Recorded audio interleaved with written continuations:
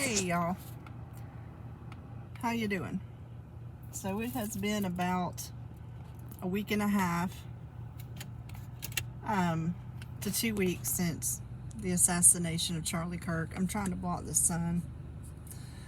I recorded this earlier today from my car, and I had the air conditioner on and you could hear it, and it sounded like I was outside with the wind blowing, so I thought I would re-record this. So as you can tell from the thumbnail, I think I have moved from shock and sadness into anger. And a lot of that has to do with Ilhan Omar repeatedly going on television and spewing the hate that she spews. And I thought about something yesterday, and I wanted to bring it to you guys. So leave me a comment down below. Let me know if you agree with this thought or if I'm mistaken. But I've heard this put two ways. Number one, I've heard that Ilhan Omar married her brother to get into the country. And then I have heard that she married her brother so that he could get into the country. So I'm not sure which way that is the actual truth. But I was thinking about this yesterday, and if Ilhan Omar married her brother to get into this country, then her citizenship application was fraudulent and she lied on her application. Therefore, her citizenship is null and void, which also makes her position in Congress null and void. So what the hell is taking so long to get this woman out of here?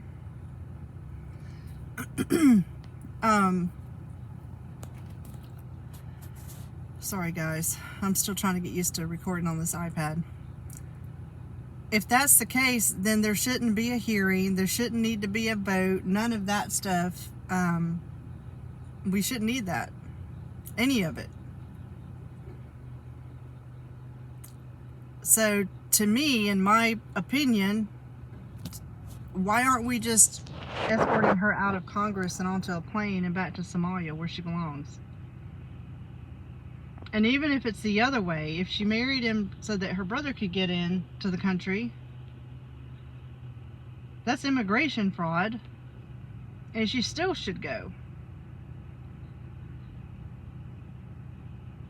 And I love Trump to pieces, don't get me wrong, but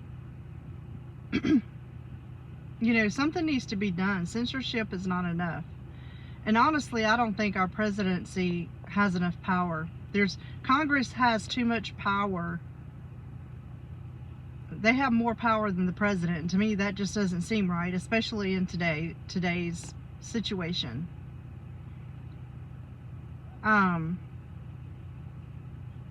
watched a video, so that was number one. That's the number one thing I wanted to bring to you. So let me know down below if which way it is, if you've heard it's her coming into the country or her brother coming into the country.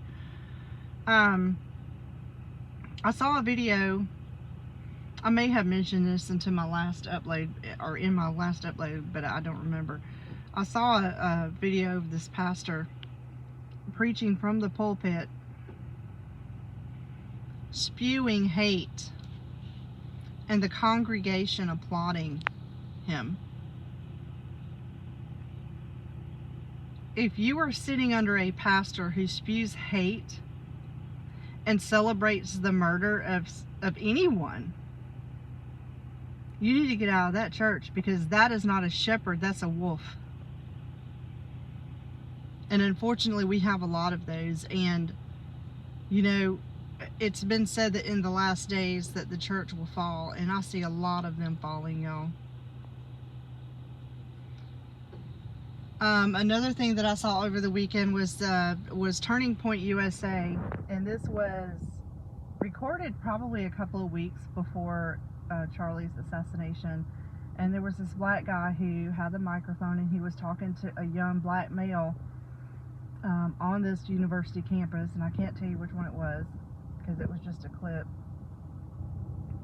But y'all, this young man was angry. He was jealous. He was envious. And you could tell that He's been a victim all his life. He has been told repeatedly throughout his life that he is the victim and the world owes him everything. And so this other black guy from Turning Point was asking him questions, because the kid was just like, you know, he's at a disadvantage. He doesn't have the same opportunities as all the white people. And, you know, and he goes, dude, you're standing on a university campus with these white people. So tell me, how is that different? How are you different from them? Well, I'm going to be in debt when I get out. He said, so are all these other white people. So are all these other people on campus. So he said, I ask you again, what makes you any different?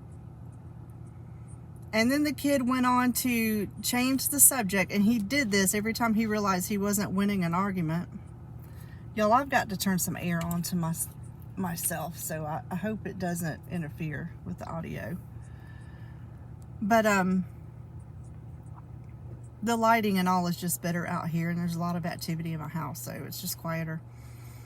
So he went on to start saying something about, he would be in debt when he got out of college. He wouldn't, he doesn't have anything. He doesn't come from anything.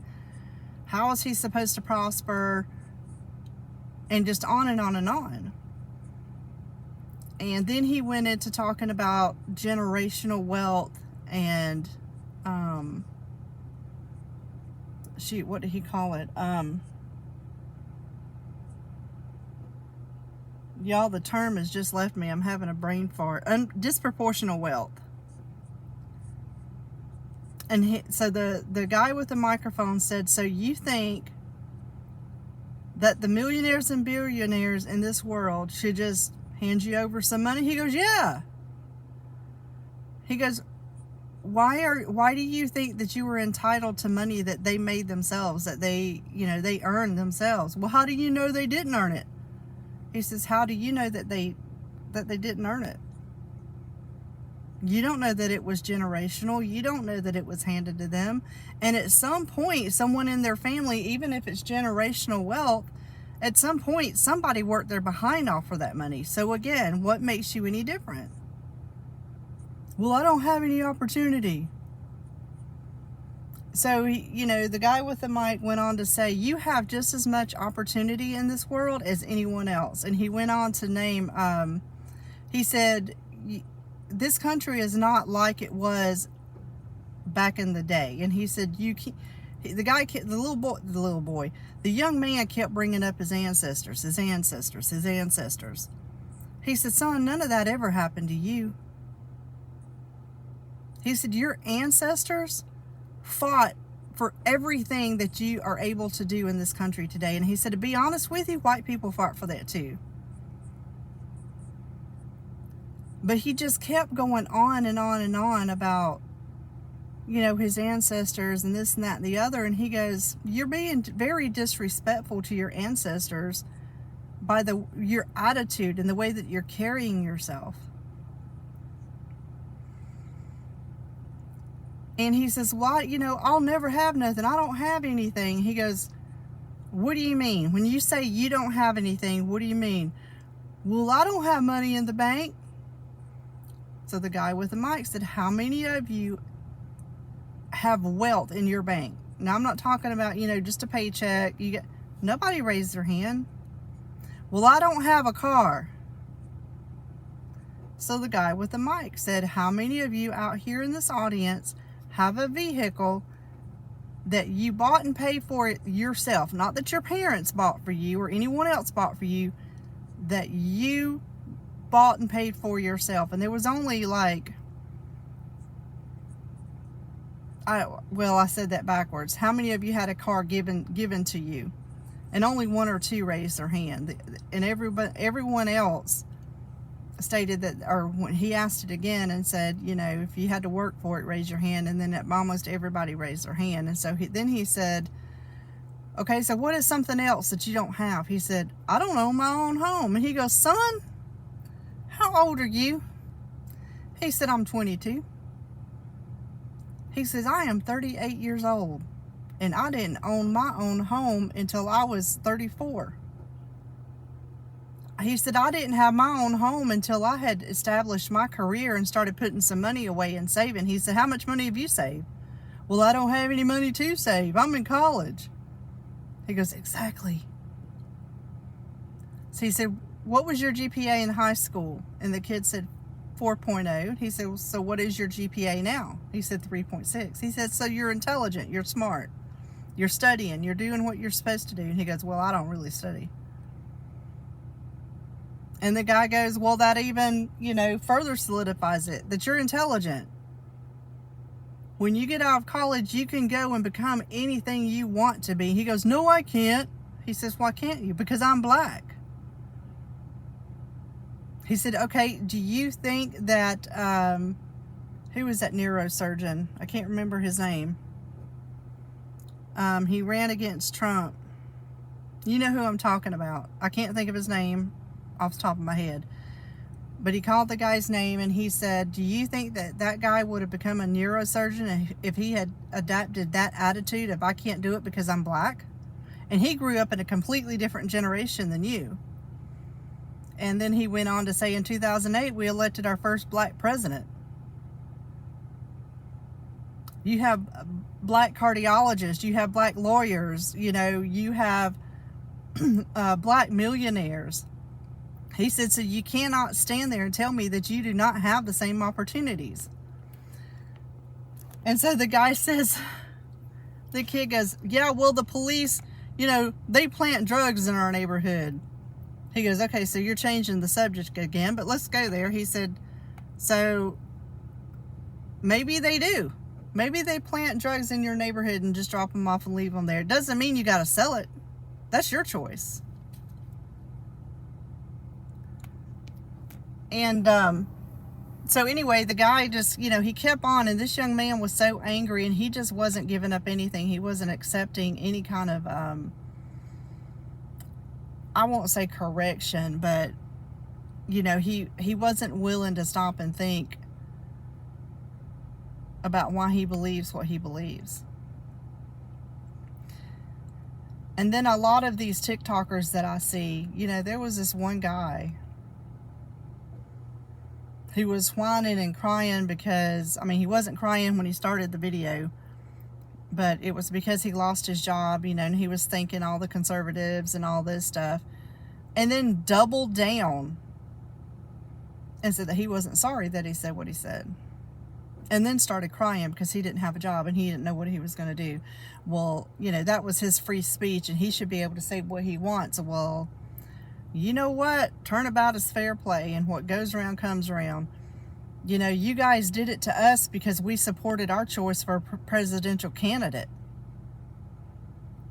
You're getting canceled because you're reveling in someone's assassination, and that goes to your character and your integrity and your trustworthiness.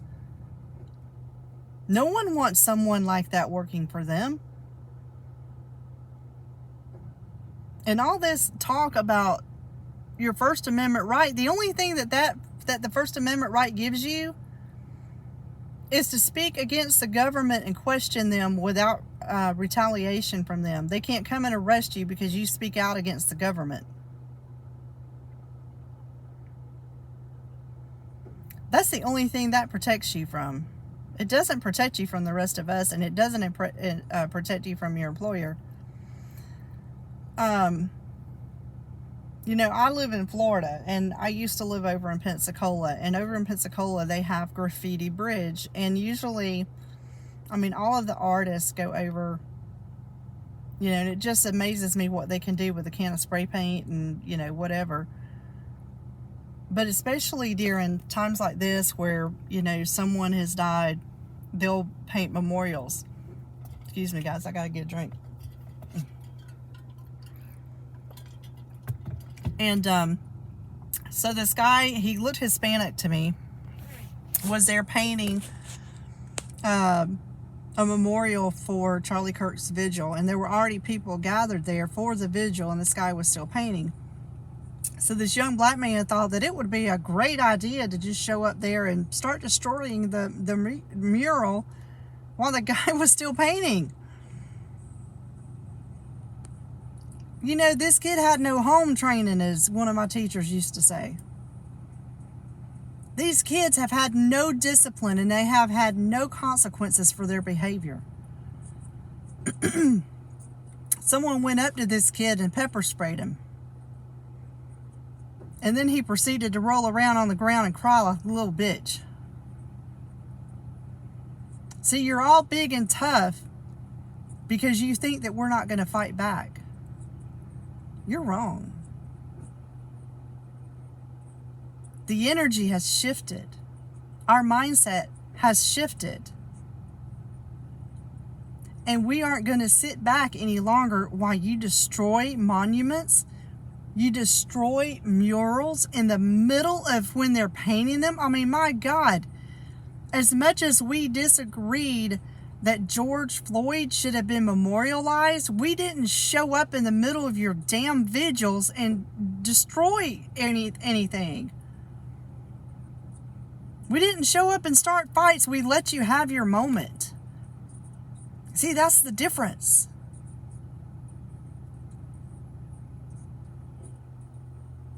But do you think that because we have gone over a decade without fighting back, that we're just going to keep doing that? No.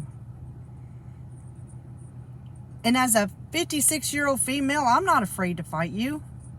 I'm not afraid to wrestle with you, because you know why? Especially if you're a guy. Because y'all have demasculated. Is that even a word either? You have feminized your men. They're weak. They're hollow.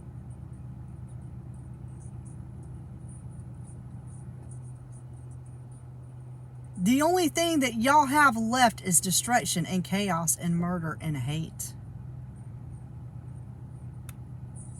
And you can't debate on fact because you don't have any. So you just want to, take a bullet and go and hide and shoot somebody in the neck.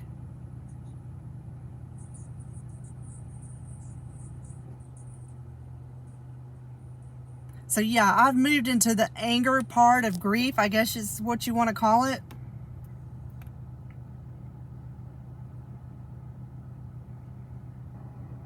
I'm sick and tired of the rhetoric. And I want to push this Omar thing until she's gone. Because I guarantee you in the next few days, or maybe even in the next few weeks, but something's going to happen. And they're going to want you, quit focusing on Charlie Kirk and let's look over here. Everyone, if you are watching this video, make you a YouTube channel, just a personal channel. You don't have to have a title and equipment and all that jazz. But start one and make a video and, start demanding that Congress and President Trump deport Ilhan Omar immediately. And home in on the fact that her citizenship is invalid because she lied on her citizenship application. And if her citizenship is invalid, then so is her employment. And there should be no vote. She needs to just get out. And then we need to see prosecution of Maxine Waters and Rashida Tlaib and AOC and all these other POSs. Hakeem Jeffries. We have some of the most hateful, most racist people up in Congress. And they're the first people to spew about racism and hate.